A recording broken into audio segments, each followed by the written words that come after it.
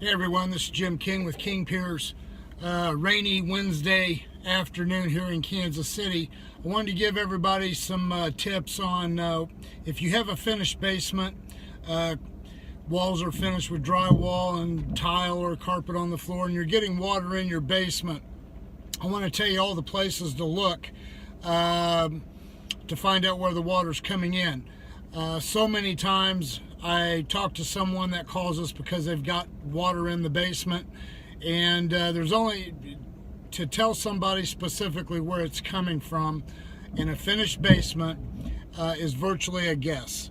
There's about 5 places water can infiltrate your basement. A window well, if the window well on the outside of the home is backfilled too high towards the window, it doesn't take much water in there for it to start leaching in the window. So make sure that the backfill in that window well is down a minimum of about 6 inches. Then you have your downspouts, and the land that ties into your foundation wall, you want it the grade to flow away from the house, that when it rains the water flows away from the home. Your downspouts need to all be cleared from leaves and debris so the water can go through the gutters and down the downspout to a splash block that's sitting on grade that flows away from the house. Now on to the foundation. A crack in the wall. Okay, that's a place where water can infiltrate, but if the basement is finished, you're unable to see the crack in the wall, so you have to basically go to the outside of the home and try to find any crack that's visible on the outside, then retrace it on the inside and see if that is where the water's coming in. That's basically all you can do with a finished basement. Where the floor meets the wall, the floor is sitting on 1/3 of the footing. Generally the footings are 2 foot wide by 8 inches thick. The floor's poured and sitting right on 1/3 of the footing next to the concrete foundation wall in the middle of the footing.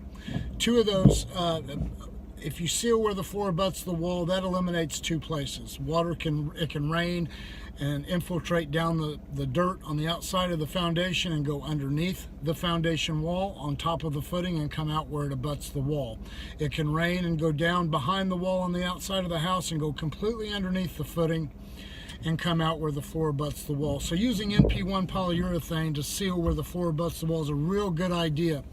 If your house is not finished, seal where the floor butts the wall, epoxy inject all your cracks, make sure your downspouts are all cleared out and got good positive flow away from the house. Also make sure that your window wells are not backfilled too high, at least 6 inches down. That right there, you check all of that, there's only one other place to look at, and that is the floor cracks. Everything that I've mentioned to this point, if you fix, the only place left would be a floor crack. So NP1 polyurethane works wonderful on a floor crack, keeps water from infiltrating into the floor where you're living in water. So check all this stuff out. And if you ever have any questions or want us to come over and take a look, give us a call, 816-288-4373. You can always go to our website, www.kingpiers.com. You can always go to Facebook, King Piers LLC, and see our current and past videos.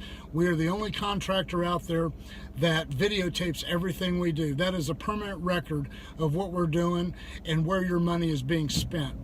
Nobody does it like the King Piers team. If you want it done right, give us a call. Thank you.